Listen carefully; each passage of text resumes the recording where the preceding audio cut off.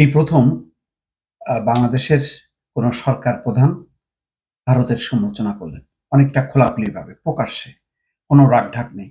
Doctor Mohammad Yunus Bangladesh Bharat সম্পর্কের ব্যাপারে PTI, ভারতের যে রাষ্ট্রীয় সংবাদ সংস্থা পিটিআই, তারা প্রশ্ন করেছে। সেই প্রশ্নের জবাবে তিনি যথেষ্ট পরিমাণ তীক্ষ্ণ সমালোচনা করেছে ভারতের দৃষ্টিভঙ্গির। তিনি বলছেন যে শুধু শেখ হাসিনার নেতৃত্বই বাংলাদেশে স্থিতিশীলতা নিশ্চিত করে, দিল্লিকে এমন বয়ান অবশ্যই বাদ দিতে হবে।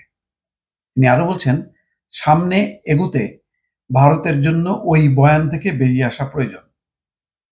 এ বয়ান হলো, প্রত্যেকে ইসলামপন্থী, বিএনপি ইসলামপন্থী, বাকি সবাই ইসলামপন্থী, আর তারা সবাই এই দেশকে আফগানিস্তানে পরিণত করবে এবং বাংলাদেশ শুধু শেখ হাসিনার হাতেই নিরাপদ।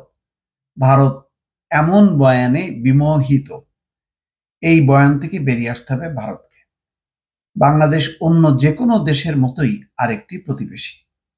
দেখছেন দর্শক, আজকে যেই সমালোচনাটা ভারতের দিকে, আজকে ভারতের ভেতরেও এই সমালোচনাটা হচ্ছে যে ভারত শুধুমাত্র বাংলাদেশ সম্পর্কে তার কূটনীতি, তার রাজনীতি সবকিছু কেন্দ্রীভূত করেছে শুধুমাত্র শেখ হাসিনাকে ঘিরে। শেখ হাসিনার বাইরে আর কোনো দল, আর কোনো শক্তিকে সে সহ্য করে না, তাদের সাথে সম্পর্ক রাখে না এবং তাদের সঙ্গে সম্পর্ক রাখতে স্বাচ্ছন্দ্য বোধ করে না। যার কারণে যখন নাকি শেখ হাসিনার পতন হয়ে গেল, তখন ভারত চোখে মুখে অন্ধকার দেখছে। সে এখন নতুন বন্ধু খুঁজছে, খোঁজার চেষ্টা করছে এবং বিরক্ত হয়ে বাংলাদেশ সম্পর্কে নেতিবাচক প্রচারণা বাইরে করছে। বাইডেনের সঙ্গে যে টেলিফোন আলাপ, সেই টেলিফোন আলাপের মধ্য দিয়ে পরিষ্কার যে বাংলাদেশ নিয়ে ভারত উদ্বিগ্ন, বাংলাদেশের হিন্দু সংখ্যালঘু সম্প্রদায় নিরাপদ নয়, এমন একটি ভাষ্য তিনি বাইডেনকে দেওয়ার চেষ্টা করেছে। তো সেই কারণেই নরেন্দ্র মোদীর এই মনোভাবটা বাংলাদেশকে আরো ক্ষুব্ধ করেছে। ডক্টর ইউনূসের বক্তব্যে কিন্তু সেই বিষয়টি সামনে এসছে। আরো একটি বিষয়, সেটা হচ্ছে হিন্দু সম্প্রদায়ের বিষয়ে ভারতের যে দৃষ্টিভঙ্গি। বাংলাদেশে সম্প্রতি সংখ্যালঘু হিন্দু সম্প্রদায়ের উপর হামলার অভিযোগ এবং এই ঘটনায় ভারতের উদ্বেগ সম্পর্কে ডক্টর ইউনূস বলেন, এটি শুধুই একটি অজুহাত।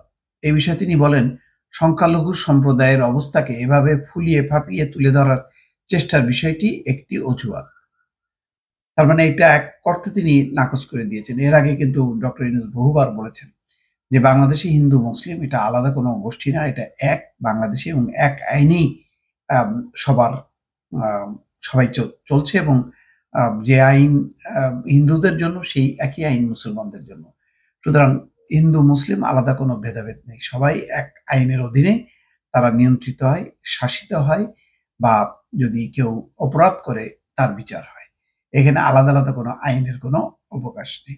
সবচেয়ে গুরুত্বপূর্ণ হলো যে ভারত গত 15 বছর ধরে যেভাবে অন্ধভাবে সমর্থন দিয়ে এসছে, যার কারণে 2014, 2018 এবং 2024 সালে ন্যাক্কারজনক একটা নির্বাচনের পরও ভারতের কোনো বোধোদয় নেই, বরং তারা এইভাবে একচোখা নীতিতে শেখ হাসিনাকে সমর্থন দেওয়ার কারণে শেখ হাসিনার পক্ষে এই তিনটি নির্বাচন করা সম্ভব হয়েছে, যে নির্বাচনে মানুষের কোনো সমর্থন নেই। আন্তর্জাতিক বিশ্ব সেই নির্বাচন পরিত্যাগ করেছে। কিন্তু ভারত শুধুমাত্র আওয়ামী লীগ এবং শেখ হাসিনার স্বার্থ এবং নিজেদের আঞ্চলিক স্বার্থ, এই দৃষ্টিভঙ্গি থেকে তারা বাংলাদেশে গণতন্ত্র প্রতিষ্ঠা, বাংলাদেশের নিরপেক্ষ নির্বাচন, এই বিষয়গুলির উপর গুরুত্ব দেয়নি।